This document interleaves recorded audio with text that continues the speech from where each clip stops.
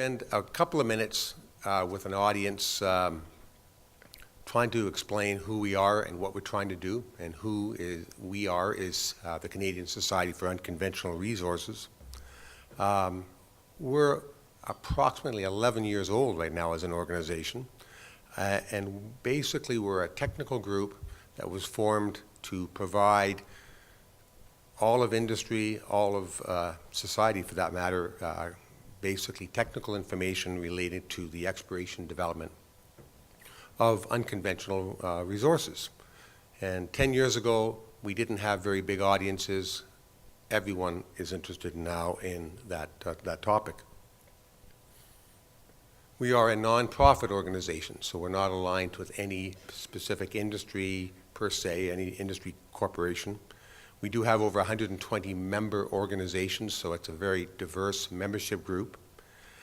Interestingly enough, over 50% of our membership is not the industry in that standard framework, but it's more academic organizations, some consulting firms, government agencies, service companies, even some financial firms. But we do have about half our membership is in the small and large E&P enterprises. So I think that diverse membership base allows us to look at a lot of issues in a very broad context, and it drives our membership to basically get factual information out to anyone interested, be it industry or be it stakeholder groups or synergy groups. The pie chart here basically is exactly the breakdown I just finished talking about. As you can see, pretty diverse, and so industry is about half of our membership, but all other organizations also comprise a pretty large component. So hopefully that lets us speak with a somewhat unbiased viewpoint, because we get our sources of information from a lot of different groups. So when I've got the call to come up to Red Deer and talk about the future, but they also wanted some discussion on current trends, which kind of is a good barometer as to what the future may bring. So I thought we would talk about this flip that Rick was talking about from conventional to unconventional. It has happened. It's not stopping.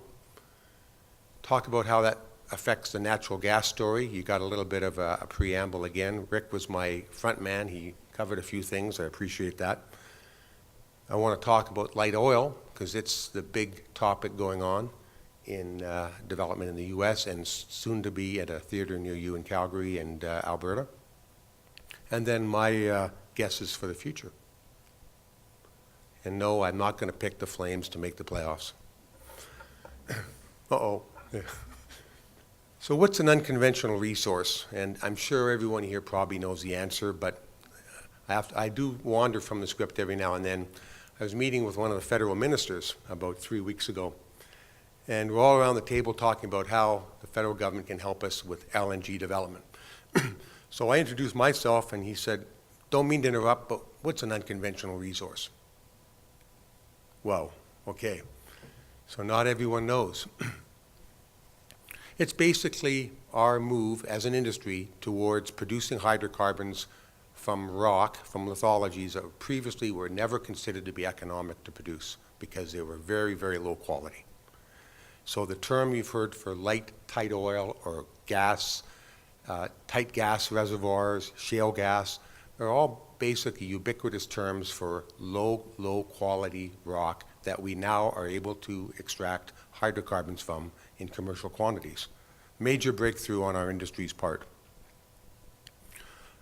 Because we're now accessing this low quality rock, the amount of reserves we're now liberating from this technique is enormous, and it's going to be transformative for North America. It's already started about 3 years ago.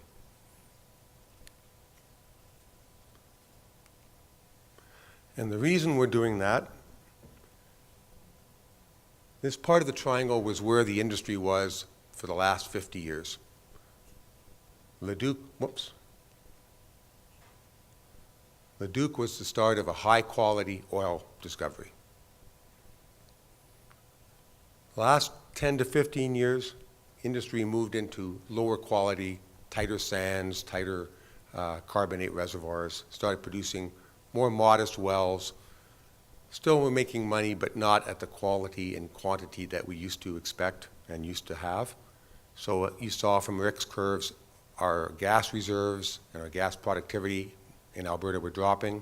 Our oil production was dropping. We were starting to run out of the medium quality reserves. Then we moved down to this part of the triangle and tried some things about 5 to 10 years ago. We tried developing coal bed methane successfully in Alberta, quite a bit of it around Red Deer area. We tried exploiting light, tight oil reservoirs around Pembina and in Cardium Pool, quite successfully. We went to tight gas reservoirs, liquids-rich gas reservoirs. All of them seemed to be working. So we started exploiting this big, big bottom part of the triangle. You can see this is much bigger than this. And how did we do that? Well, everyone knows this slide. Horizontal drilling. We got really good at doing this. When I started drilling my first horizontal wells in Saskatchewan in the early 1900s, I've got Alzheimer's, I must be 150 years old here. So in the 1990s, we were able to target reservoirs approximately 2,000 meters below the ground, and we could hit a target of about 5 to 10 meters accuracy. Today, we can hit a target within 2 to 3 meters at 1,500 meters below the surface and stay in that zone for 1 to 2 miles. I've done it. It's amazing science that we have. We now have the ability, and Mark's going to talk about this, to hydraulically fracture or stimulate these zones. Stimulation of wells is something we've been doing for 50 years. They use this word fracking, which is kind of a scary word, lots of consonants in it, but it's a stimulation technique. We do it over a whole interval, and it makes a heck of a difference on the productivity. So, because we've applied those techniques, the world has changed. The energy industry has changed. Unconventional now is the dominant new energy source for North America. Horizontal wells now account for more than 70% of the wells being drilled in Canada, over 90% in Saskatchewan and BC alone. It now accounts for over 50% of U.S. natural gas production and over 30% in Canada. Only reason we haven't got over 30% in Canada is because our gas is the lowest priced gas in North America and almost in the world. So it's a good news, bad news story. As everyone knows, you bring on new kinds of new production, new reserves, you drop the price. But that's not a bad thing because it's changed the economics of the North American continent. So I've got some graphs on the trends. Canadian natural gas production, as Rick talked about, has been dropping steadily since 2006, where it was at almost 17.5 BCF a day. This is for Canada. Down below around 13.5 BCF. Massive drop in gas production. But look what's happened down south. They haven't had that stop. That's the gas production that's come from the Utica and Marcellus shales in Pennsylvania. They found another Canada in one state.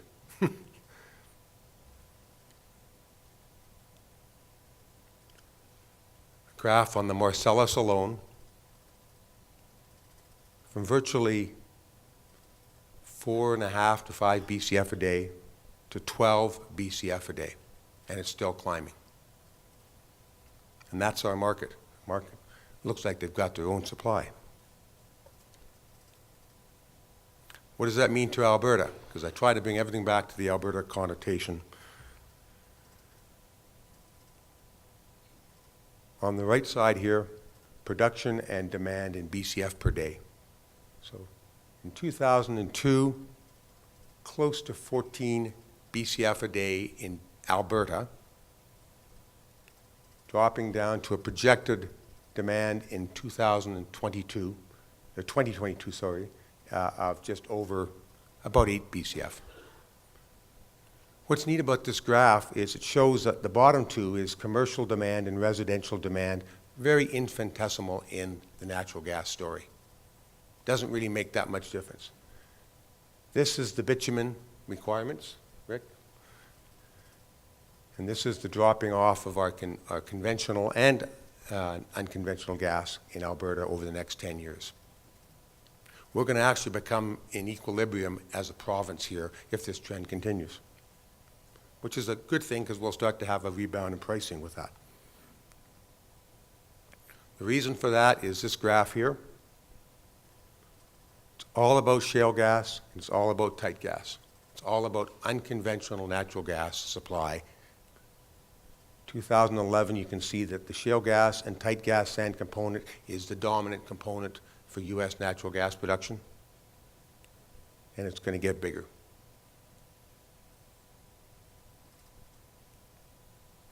This is an interesting bar graph because it kind of projects what the capacity is for those resources. Forget about what they're doing today. The capacity going out to 2035 is a potential, if you brought in all the green, which is shale gas, and the tight gas component, and you can see the conventional is just very small, you've got a potential of 100 BCF a day of gas production in the U.S. Goop. Trouble is that the U.S. has basically kind of reached a static point in its gas demands. 2011, 2012, 2013 curves. The last 2 years you can see U.S. gas production has stayed around 65 BCF a day. That seems to be fulfilling their obligations as what the nation needs. So if they brought on 100 BCF a day, obviously they would have a lot of gas and a lot more than they could ever use.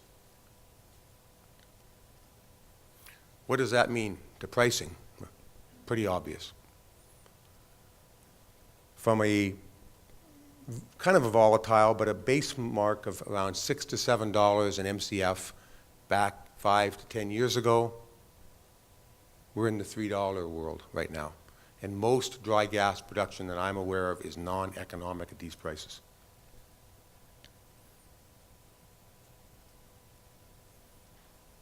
What does that mean to rigs?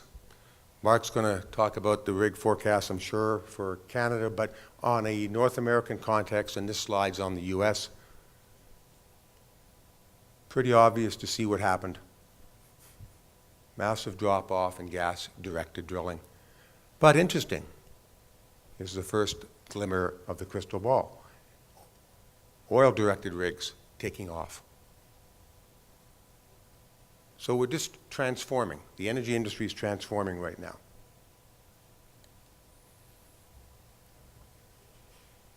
U.S.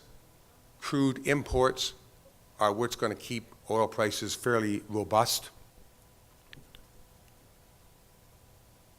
U.S. crude imports are the red line, and you can see that in approximately 2005, they were close to 5 billion barrels per year in the U.S. It's coming down by 1 billion barrels a year in the last few years. The reason? The increase in unconventional oil production. So actually, in the oil side, all we're doing is displacing, in North America, imports. So where's all this activity coming from? A lot of green areas on this map. There's that massive Marcellus gas play that I was talking about earlier. Pennsylvania, tad bit into New York, a little bit into Ohio, and that is a monster natural gas pool. Interestingly enough, the same geology extends up into this area here, into southern Quebec, a little bit into Ontario, and possibly another play emerging in New Brunswick, but those areas are shut down at current for exploration, by and large.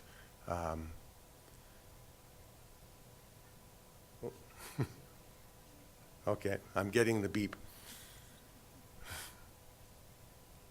In Canada, though, in Alberta, again, Rick touched on this, but this is a little bit more colorful, Rick. Got better crayons than you. Well, I noticed you put up an ST98 graph there Okay, so you caught me. Geologists, we always have our crayons, right? The big plays, Montney, Cardium, Duvernay, Exshaw, are driving the activity in Alberta. Liquids-rich natural gas in the Montney, oil in the Montney in the Peace River country. Duvernay, I want to talk about Cardium and Exshaw. In the U.S., it's really two plays they've got that are monstrous. We've got maybe 3 to 4 that are emerging. It's the Eagle Ford and the Bakken. Those two plays, one in Texas and one in North Dakota, have added close to 2 million barrels a day of U.S. production, and they're ramping up. Bakken alone, look at that for a success story. In 2 years, from 400,000 to over 900,000 barrels a day. We're very, very good at doing this.